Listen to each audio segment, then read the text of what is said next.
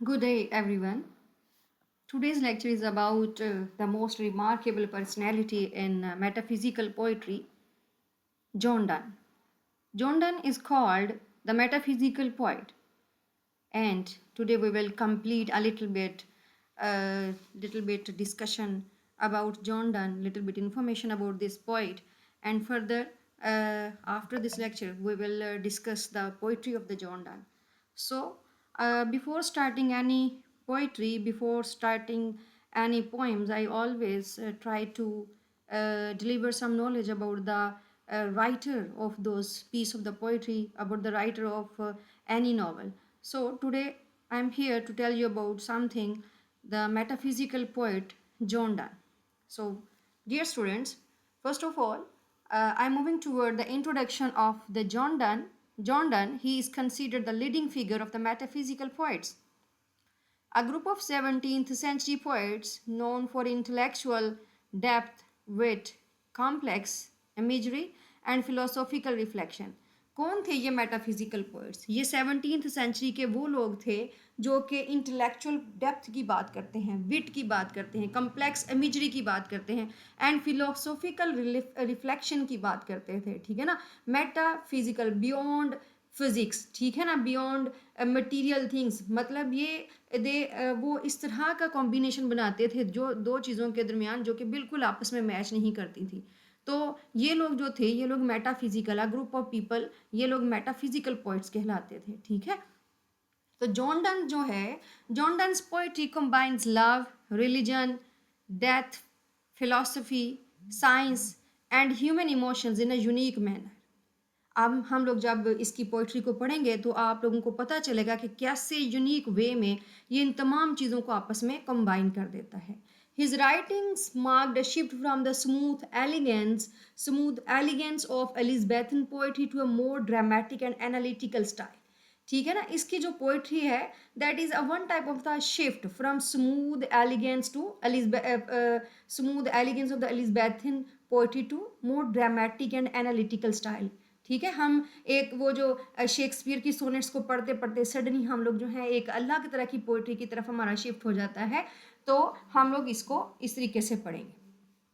तो आज जो हम लोग डिस्कस करेंगे, today we will discuss life of the John Donne. हम लोग इसकी लाइफ के बारे में पढ़ेंगे थोड़ा बहुत, हिस्टोरिकल एंड लिटरेरी बैकग्राउंड की बात होगी, मेजर वर्क्स की बात होगी, थीम्स इन हिज पोइट्री की बात होगी, स्टाइल एंड करेक्टरिस्टिक्स की बात करेंगे, मेजर पोइम्स एनालिसिस करेंगे, John Donne as a metaphysical poet जो है उसको भी हम लोग डिस्कस करेंगे. ठीक है, और his contribution to the English literature, इस पे भी हम लोग बात करेंगे थोड़ी सी. तो इसके कंक्लूजन की तरफ भी हम लोग बढ़ेंगे. ठीक है, तो सबसे पहले हम लोग आ जाते हैं life of the John Donne. John Donne की जो लाइफ है, he was born in 1572 and died on 1631. ठीक है प्यारे बच्चों, यहाँ से हम लोग चलते हैं. John Donne was born in 1572 in London into a Roman Catholic family during a time when Catholics faced persecutions in England. ये 1572 में पैदा हुआ है. ये वो टाइम है जब के इंग्लैंड में जो कैथोलिक लोग थे, कैथोलिसिज्म जो था वो उसको अच्छा नहीं समझा जाता था. ठीक है, his father died when he was young. अब Donne was highly educated and studied at both university of the Oxford and university of the Cambridge, but because he was Catholic and he couldn't receive a degree. So later he studied law at Lincoln's Inn. और बाद में जो है इसको जो है इसने Cambridge और ऑक्सफोर्ड यूनिवर्सिटी से पढ़ा, लेकिन इसको डिग्री नहीं मिली.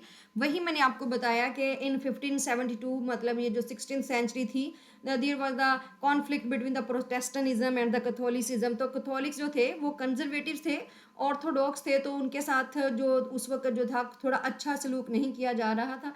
तो इस वजह से जो जॉन डन है इसको जो है इसकी डिग्री वहाँ पे नहीं मिलती. Marriage and hardship. Marriage and hardship की जब हम लोग बात करते हैं, जॉन डन की जो मैरिज है ये हम लोग अभी पढ़ते हैं. तो जॉन डन की मैरिज जो है ये होती है एना मोरे के साथ. कब होती है? इन 1601. ठीक है ना. अब एना मोरे के जो फादर थे, he was oppose this marriage. Her father oppose the marriage and Donne was briefly imprisoned, और इस वजह से इसको, क्योंकि ये एना मोरे के साथ जो है ये भाग के शादी करता है, तो फिर उसकी एज थोड़ी कम भी होती है, तो जो है फिर डन जो है इसको कुछ अर्सा के लिए जेल में कर दिया जाता है. This caused financial struggles for many years.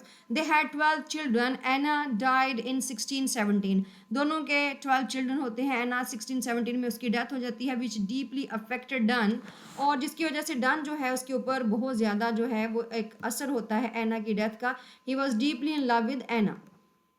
So religious career की बात अगर हम लोग करते हैं, तो religiously later in life Donne became an Anglican priest and was appointed dean of the S T Paul's cathedral in 1621.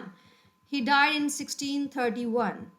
Historical and literary background की अगर हम लोग बात कर लेते हैं, जैसा कि हिस्टोरिकल एंड लिटरेरी बैकग्राउंड पे अगर हम लोग जाएं, तो John Donne lived during the late Elizabethan and early Jacobean ages. ठीक है ना. अब देखें, क्वीन एलिजाबेथ जो है उसका जो रेन है that had been started from 1558 to ended on 1603, और जो जॉन डन है उसकी डेट ऑफ बर्थ जो है वो 1572 है. तो ये लेट एलिजाबेथन में भी इसको काउंट किया जाता है और अर्ली जेकोबियन में भी इसको कंसीडर किया जाता है.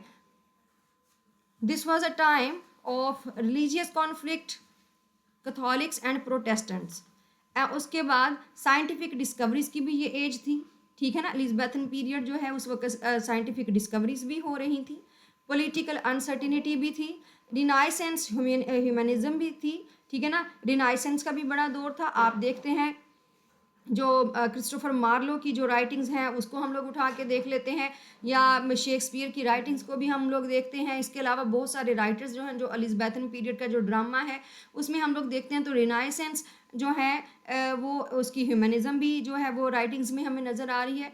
अब exploration and expansion of knowledge भी उस टाइम पे हो रहा है. So these influences appear strongly in Donne's poetry. He uses references from astronomy, geography, medicine, law, religion and philosophy. तो ये इन तमाम चीज़ों से जो है वो रेफरेंसेस लेके अपनी पोइट्री में इस्तेमाल करता है. ठीक है. जब हम लोग इसकी पोइट्री पढ़ेंगे तो आप लोग देखेंगे कि इसने मेटाफर का बहुत ज़्यादा इस्तेमाल किया है. ठीक है. मेटाफर का, कॉन्साइट्स का, इसने डिफरेंट जो पोइट्रिक एलिमेंट्स हैं उसने बहुत ज़्यादा इस्तेमाल किए हैं, और उनका जो है वो डायरेक्ट कॉम्बिनेशन ये करवाता है. इस तरह से अगर हम लोग इसके मेजर वर्क्स की तरफ जाते हैं, major works of the John Donne wrote both poetry and prose. इसने पोइट्री और प्रोज दोनों के ऊपर काम किया है. तो पोइट्री कलेक्शन में इसमें सबसे जो इसके इम्पॉर्टेंट हैं वो है सॉन्ग्स एंड सोनेट्स. उसके बाद इसकी आ जाती हैं होली सोनेट्स, फिर एलेजीज हैं, फिर स्टायर है, फेमस पोइम्स हैं, और द कैनोनाइजेशन है, और आ वैलिडिक्शन है. ठीक है ना. वैलिडिक्शन फॉरबिडिंग मॉर्निंग इसकी एक पोइम का नाम है. द फिलिया है, death be not proud, batter my माई हार्ट, 3% गॉड. प्रोज वर्क्स में अगर हम लोग आ जाएं तो प्रोज वर्क में इसका डिवोशन अपॉन इमरजेंट ओकेजन, और इसके बाद हम लोग आते हैं इसका जो इसकी जो पोइट्री में इसके जो थीम्स हैं, जॉन डन की पोइट्री के थीम्स की अगर हम लोग बात करते हैं, सबसे इंपॉर्टेंट थीम जिसको ये डिस्कस करता है वो है love. Love is one of the Donne's central theme, but unlike earlier poets, Donne presents love as physical and sensual. ठीक है ना. तो यहाँ पे लव जो है इसका जो बहुत इंपॉर्टेंट एक तरह का थीम है. तो जो पहले पोइट्स थे वो एलिजाबेथन पीरियड के पोइट हैं, जैसा कि पेट्रार्कन हो गया और ये वो. तो डन जो है वो उनकी तरह जो है वो लव को डिस्क्राइब नहीं करता. ठीक है ना. Donne presents love as physical and sensual. ये जो है जो प्यार को जो है ये डिस्क्राइब करता है कि किस तरीके से जो प्यार है, एक पेलाटोनिक लव जो होता है, एक हस्बैंड वाइफ का जो प्यार है, उस तरीके से इस प्यार को डिस्क्राइब करता है, सेंसुअल प्यार को डिस्क्राइब करता है. और फिर इसके बाद ये स्पिरिचुअल प्यार को कहता है कि ये स्पिरिचुअल और सेक्रेड है, इंटेलेक्चुअल पार्टनरशिप है. ठीक है ना. तो अगर हम लोग जो लव की बहुत ज़्यादा जो बहुत डीप इसकी जो एग्जाम्पल है वो हम इसकी जो पोइम है अब valediction forbidding morning show spiritual love, इसमें से हम लोग देखेंगे वैलिडिक्शन फॉरबिडिंग मॉर्निंग में ये क्या दिखाता है, ये एक स्पिरिचुअल लव की फॉर्म दिखाता है. ठीक है ना. तो इसके अलावा अगला जो बहुत ज़्यादा इंपॉर्टेंट थीम है इसकी पोइट्री में वो है रिलीजन. लेटर पोइम्स जो है इसकी वो पहले तो इसकी जो इसकी पोइट्री का पहला जो दौर है उसमें ये जो है लव को डिस्कस करता है। उसके बाद में जो लेटर पीरियड है उसमें ये रिलीजन को डिस्कस करता है। फिर इसकी जो पोइट्री हमें उसमें जो थीम्स मिलेंगे वो सिन का थीम मिलेगा, साल्वेशन का थीम मिलेगा, जजमेंट का, डिवाइन मर्सी का, ह्यूमन वीकनेस का थीम मिलेगा। इसकी जो एग्जाम्पल है, सबसे इंपॉर्टेंट एग्जाम्पल है रिलीजन पोइट्री के हवाले से, वो है होली सोनेट। और फिर इसकी जो पोइट्री है उसमें डेथ का बहुत ज़्यादा एलिमेंट हमें नजर आएगा, उसका थीम बड़ा ज़्यादा मिलेगा। Donne challenges death and presents its as powerless. ये कहता है कि मौत जो है वो मेरे लिए जो है वो एक चैलेंज है और इसकी कोई अहमियत नहीं है। मौत भी जो है वो लवर्स को अलग नहीं कर सकती। इस तरह की पोइट्री में, इसकी पोइट्री में बातें पाई जाएंगी। तो इसकी एग्जांपल है डेथ बी नॉट प्राउड, इसकी एक पोएम है। उसके बाद टाइम एंड मोरालिटी की बात करता है। जॉन डन का जो थीम है इसकी पोइट्री का वो टाइम एंड मोरालिटी का थीम है। टाइम एंड मोरालिटी की जब हम बात करते हैं तो ह्यूमन लाइफ इज टेम्पररी। तो ये कहता है कि ह्यूमन लाइफ जो है ये टेम्पररी है, because beauty fades, life ends but soul survives. तो जो है टाइम हमारे पास है उसमें हमारे पास जो चीज़ें बचनी है वो है मोरालिटी। ठीक है, इंसान की जो ब्यूटी है वो फेड हो जानी है, ज़िंदगी ने एंड हो जाना है, सिर्फ जो रूहें हैं उन्होंने ज़िंदा रहना है। तो अगर हमारी जो रूहें हैं वो खालिस हैं तो तो जो है फिर ही हम लोगों के यहाँ पे ज़मीन में होने का कोई फ़ायदा है। और अगर हमारी जो रूहें हैं वो सिन्स के साथ भरी हुई हैं तो फिर हमारा इस दुनिया में आने का कोई फ़ायदा नहीं है। तो इसके अलावा ये union of the body and soul की बात करता है। Union of the body and soul में जो इम्पोर्टेंट है, Donne often combines sensual love with the spiritual connection. अब यहाँ पे इसकी जो डिफरेंट पोइम्स हैं आप उसमें देखेंगे ये दो लवर्स की बात करता है कि वो दोनों इकट्ठे होते हैं, एक रूम में रहते हैं। ठीक है ना, रूम में रहने के बावजूद भी जब उन्होंने जुदा हो जाना है, उसका जो हस्बैंड है उसने किसी और इलाके में चले जाना है, उसकी जो वाइफ है उसने यहाँ पे रह जाना है। ऑल दो उनकी बॉडीज, पहले वो दोनों इकट्ठे थे, उनकी बॉडीज इकट्ठी थी, लेकिन अब जब दोनों वो अलग अलग हैं, वो दुनिया के एक कोने में और वो दुनिया के दूसरे कोने में है, लेकिन उन दोनों की जो सोल्स हैं वो आपस में कनेक्टेड हैं। उन दोनों का फिजिकली आपस में मिलना ज़रूरी नहीं है, लेकिन उनकी सोल्स जो आपस में कनेक्ट हो गई हैं वो जो है वो हमेशा के लिए जो लव है वो that love is the love for ever है। आपको इसकी पोइट्री में ये सारी चीज़ें मिलेंगी। हम लोग with the passage of time one by one जो है इसकी पोइम्स को करते चलेंगे तो आपको ये सारे के सारे थीम्स जो हैं इसकी पोइट्री में मिलेंगे। उसके बाद फिफ्थ इसका जो है वो style and the characteristics of the Donne's poetry. हमने जो जॉन डन की पोइट्री है उसका स्टाइल और उसके करेक्टरिस्टिक्स को डिस्कस करना है। सबसे पहली बात तो ये मेटाफिजिकल कॉन्साइट्स की बात करता है। मेटाफिजिकल कॉन्साइट्स क्या होते हैं? This is an extended surprising comparison. ये मेटाफिजिकल कॉन्साइट होता है कि दो अनयूजुअल चीज़ों को आपस में मिला देना। ठीक है ना, एक्सटेंडेड जो बहुत ही बड़ा हुआ कंपैरिजन किसी चीज़ के साथ करवा देना। ठीक है, सरप्राइजिंग कंपैरिजन। एग्जांपल इसकी जो है in a valediction forbidding morning में आपको मिल जाएगी। वो उसमें से लवर्स हैं, lovers are compare to the two legs of a compass. Compass होता है ना जो जिससे हम लोग डायरेक्शंस वगैरह नोट करने के लिए इस्तेमाल करते हैं, तो उसमें दो नीडल्स होती हैं। तो वो दो नीडल्स जो हैं वो समटाइम्स जो है आपस में बिल्कुल आपस में मिल जाती हैं, और समटाइम्स ऐसा होता है वो दो नीडल्स एक ईस्ट की तरफ होती है और दूसरी वेस्ट की तरफ होती है, वो इतने जुदा भी हो जाते हैं। तो ये इसने जो है उसकी नीडल्स जो हैं दोनों, उससे जो लवर्स हैं उसको इसने सिम्बलाइज किया है। तो उसके अलावा जो है इसकी जो पोइट्री है उसकी बड़ी ड्रामेटिक ओपनिंग होती है। अब यहाँ पे इसकी एक पोइम जो है वो उसमें जो है वो दो लवर्स हैं, वो एक रूम में है और उनके ऊपर सनलाइट पड़ती है, तो ये एक बड़ी ड्रामेटिक सी ओपनिंग है। Donne often begins abruptly. अब देखें एग्जाम्पल इसने दी है busy old fool, unruly sun. वो कहता है कि बिजी ओल्ड फूल। अब यहाँ पे जो है दो लवर्स हैं वो एक रूम में हैं, वो लेटे हुए हैं, और वो जो सामने जो वो सूरज जो है उनकी विंडो से जो है वो कर्टन के थ्रू जो है वो उनको डिस्टर्ब करने की कोशिश करता है। तो यहाँ पे जो है जॉन डन जो है वो सन को कहता है अनरूली सन, बिजी ओल्ड फूल। बहुत तुम तो बड़ी जब से दुनिया बनी है तब से सूरज बना हुआ है, और क्या तुम तब से ऐसे ही लवर्स को डिस्टर्ब करते हो, उनको सुबह सुबह ऐसे ही जगाते हो। तो ये बिल्कुल एक जो है अनकन्वेंशनल सा, एक बिल्कुल सरप्राइजिंग सा कंपैरिजन ये बना देता है। इसको कहते हैं मेटाफिजिकल कंसाइट्स। ठीक हो गया। और उसके बाद ड्रामेटिक ओपनिंग की भी बात मैंने कर दी है। अब यहाँ पे हम लोग आ रहे हैं इंटेलेक्चुअलिज्म। अब इसकी जो पोइट्री है उसमें इंटेलेक्चुअलिज्म का करेक्टरिस्टिक जो है वो बड़ा पाया जाता है, बड़ी क्वालिटी है इसकी पोइम में। अब इंटेलेक्चुअलिज्म में देखें, his poetry requires thought and reflection. अब इसकी पोइट्री में थॉट है और रिफ्लेक्शन है। अब इसके बाद जो है इंटेलेक्चुअलिज्म, तो वहीं से हमें पता चलेगी। अब इसकी पोइट्री जो है वो कलोकियल लैंग्वेज है, एक कलोकियल, कोई इलाकाई, कोई पुरानी सी थोड़ी सी ज़ुबान उसमें आ जाती है। समटाइम अपनी पोइट्री में जो बिल्कुल अलग से वर्ड्स इस्तेमाल करता है, कलोकियल लैंग्वेज यूज़ करता है, ठीक है ना। ओल्ड लैंग्वेज इसको कह सकते हैं। He use speech like natural language, मतलब जैसे कोई आपस में कोई वो बहुत जो है दूर के किसी गांव के लोग हैं, वो आपस में अपनी इलाकाई कोई लैंग्वेज में बात करें, तो समटाइम ऐसे वर्ड्स भी इस्तेमाल कर लेता है।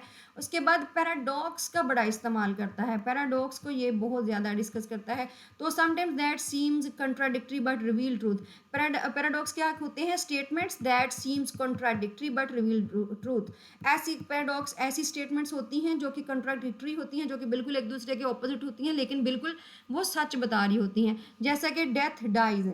अब डेथ डाइज बिल्कुल मौत मर जाती है। अब ये दोनों कंट्राडिक्टरी हैं कि मौत मर जाती है, तो ये इसका मतलब यही है कि एक टाइम आएगा कि जो डेथ है उसने भी डाई हो जाना है, ठीक है ना। फिर वो मौत जो है वो दोबारा आनी ही नहीं है, ठीक है। और इसके बाद जो है अगली बात होती है विट एंड लॉजिक की। जब ये बात करता है तो विट एंड लॉजिक में आर्ग्यूमेंट्स को यूज़ करता है, परसुएशन को यूज़ करता है, रीजनिंग को यूज़ करता है।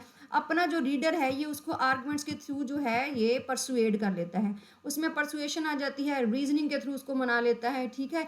These are the characteristics of the John Donne's poetry. Now I am going to tell you the analysis of the major poems. थोड़ा थोड़ा सा मैं जो है एक दो इसकी पोइम्स जो है उनका एनालिसिस मैं आपको बता देती हूँ, बाद में हम लोग इन पोइम्स को पढ़ेंगे डिटेल में। तो अभी ये द फ्लिया इसकी एक पोइम है, उसमें the Phulia is a witty love poem. A flea has bitten both lovers, mixing their blood. The speaker argues that if blood can mix in the flea, physical union could not be sinful. अब ये जो देखें इसकी एक poem है जिसमें कोई आप ये कह लें कोई मच्छर है या कोई भीड़ है, वो अगर एक लवर को काट लेता है और वही दूसरे लवर को काट लेता है, तो दो अगर वो जब वो पहले को काटता है तो उसका ब्लड ले लेता है, फिर दूसरे को काटता है तो उसका ब्लड लेता है, तो इस तरीके से ये इन दोनों का ब्लड जो है वो मिक्स कर देता है। तो अगर इस तरह की वो कहते हैं कि अगर लवर्स की यूनियन को तुम लोग सिनफुल कहते हो उस वक्त की रिलीजियस पॉइंट ऑफ व्यू से वो कह रहा है, तो ये जो फ्लिया है ये भी तो उनका एक तरह का जो है वो यूनियन करवा रहा है, तो ये तो गुनाह नहीं है। तो हम लोग अगर तुम फिजिकली नहीं भी मिल सकते, तो देखो एक फ्लिया जो है, एक जो मॉस्कीटो है उसने हमें इकट्ठा कर दिया है, ठीक है। तो अब यहाँ पे यूज़ ऑफ कॉन्साइड्स की बात करता है फ्लिया में। उसके बाद ह्यूमर, परसुएशन, सेंसुअलिटी। अब देखिए परसुएड कर लिया एक तरीके से इसने अपने रीडर को कि अगर हम जो लवर्स हैं वो वैसे फिजिकली यूनियन उनका नहीं हो सकता, तो देखें इस तरीके से यूनियन भी तो है ना। एक फ्लिया है, उसने उनको पहले एक लवर का ब्लड लिया, फिर दूसरे का लिया, तो दोनों को तो उसने काटा ही ना, तो फिर दोनों के दरमियान कनेक्शन का वो एक जरिया बन गया, तो ये तो गुनाह नहीं है। तो उसके बाद वैलिडिक्शन फॉरबिडिंग मॉर्निंग इसकी जो पोएम है, this poem was written when Donne was leaving his wife. तो ये पोएम जॉन डन ने उस वक्त लिखी है जब वो एना को छोड़ के जा रहा था, तो उस वक्त इसने लिखा था। The poets says true lovers should not cry loudly at parting. इस पोएम में ये कहता है कि जो ट्रू लवर्स होते हैं जब वो एक दूसरे से जुदा होते हैं तो उनको रोना नहीं चाहिए। Their souls remains united. अगर वो दोनों इकट्ठे नहीं भी रह रहे तो उनकी जो सोल्स हैं वो आपस में एक दूसरे के साथ जुड़ी हुई हैं, वो एक दूसरे के साथ रहेंगी। अब इस जो पोएम है इसमें उसने जो कॉन्साइड्स यूज किए हैं, एक्सटेंडेड जो कंपैरिजन इस्तेमाल किए हैं, वो two lovers are like compass, ठीक है ना। चाहे वो एक दूसरे से अलग भी हो जाए तो उनका कंपास अगर आपने कभी देखा हो तो वो एक पॉइंट से आपस में जुड़ा ही रहता है। वो एक दूसरे से दूर भी चले जाते हैं, एक कंपास की निडल ईस्ट में होती है और एक की वेस्ट में होती है, लेकिन वो आपस में जुड़े होते हैं। तो वो आपस में किस चीज़ से जुड़े हुए हैं? लव की वजह से जुड़े हुए हैं। उनके दरमियान में जो लव है वो उनका बॉन्डिंग है, ठीक है। अब इसमें इस पोएम में जो है वो इंपॉर्टेंस दी गई है, स्पिरिचुअल लव को इंपॉर्टेंस दी गई है, काम टोन इसमें रखी गई है, ब्यूटीफुल इमेजरी का इस्तेमाल हुआ है। और इसके बाद इसकी एक और पोएम है, डेथ बी नॉट प्राउड। अब डन एड्रेसेस डेथ डायरेक्टली। अब यहाँ पे आप देखें कि ये जो है डायरेक्ट किसी चीज़ को जब आप एड्रेस करते हैं उसकी बात हो रही है, तो he says death should not be proud because it is not powerful.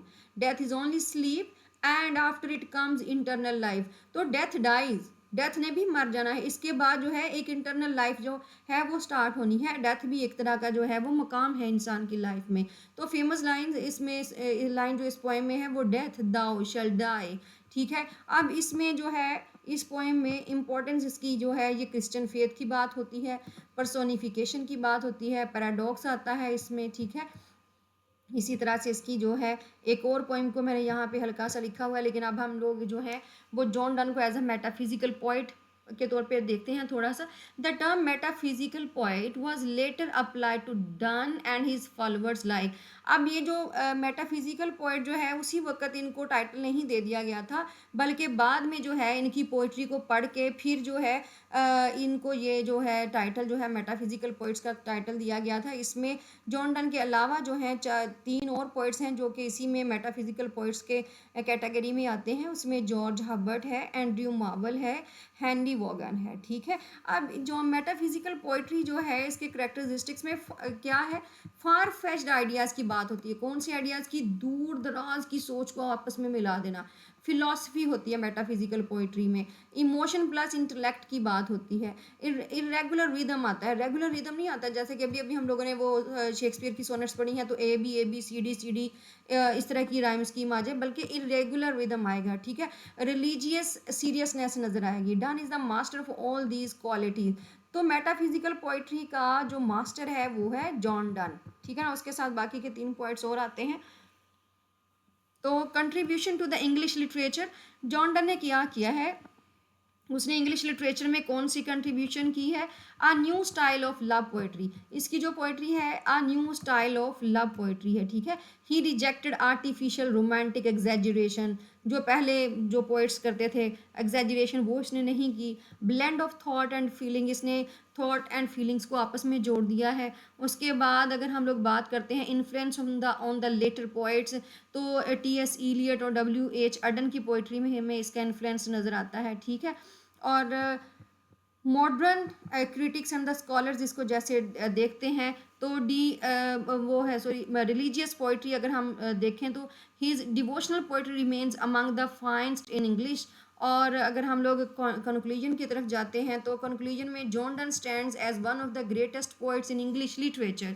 He transformed poetry by introducing intellect, wit, emotional depth, and spiritual seriousness. He was a poet of the both body and soul, earth and heaven, love and religion. His poetry challenges the mind and touches the heart. That is why the John Donne continues to be the studied, admired, remembered centuries after his death. So this is the little bit biography and the characteristics of the John Donne's metaphysical poetry. And after this, after the discussion about the poet, we always start the different poems of that poet. So अब जो हमारे next lectures होंगे उसमें हम लोग John Donne की जो different poems हैं जिनका मैंने लिटिल बिट आपको इंट्रोडक्शन भी दिया है इस लेक्चर में, हम लोग उनको पढ़ेंगे. ठीक है. I hope so you like this. अगर if you want to ask any question related to the John Donne, so you may comment me and ask about John Donne. Thank you very much.